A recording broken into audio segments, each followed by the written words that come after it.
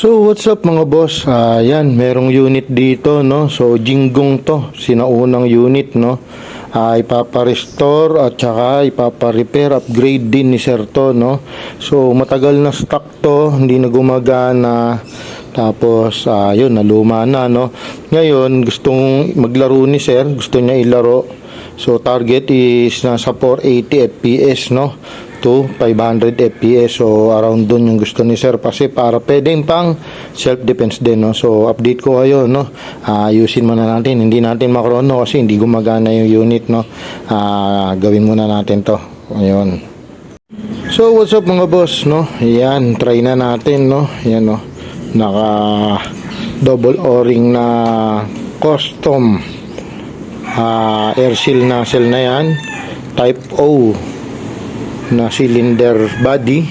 Tapos makikita nyo naman yung kanyang gearbox, napakaganda no. So yan, ganda yan. Tapos syempre yung spring nya in-upgrade din natin, nag-bore up tayo dito.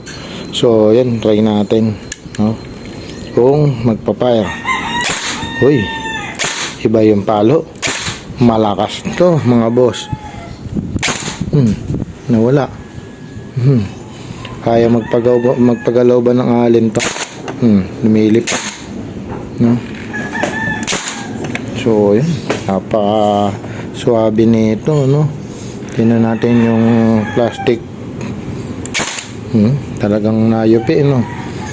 Yan, kaya magpasayaw nito. Yung takip. Layo yan mga boss oh. No? So swabing-swabe to. Pit lang natin. Bali ito rin pala yung isa sa binago natin no. Old school na chamber. So hindi na makapagpalipad ng bala. Ang ginawa natin is nag-custom tayo ng rotary chamber. Kinostomize natin yan. So yung ikli nyan ibinasi natin dun sa dating chamber no, kasi mahaba hanggang dito yan. So nag-custom tayo para mag-fit no. And so far yun, tatry natin no kung papasok dun sa gusto mangyari ni sir. Update ko kayo. Ito na siya mga boss, buo na siya no. Krono natin, check natin no. Check natin sa point 20 bbs no. Ayan.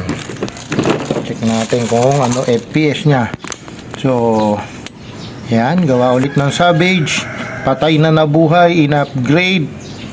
Firing 500 501 500 498 502 494 full auto 492. Kung makikita nyo, sobrang consistent no. Ano? Napaka-consistent no mga boss.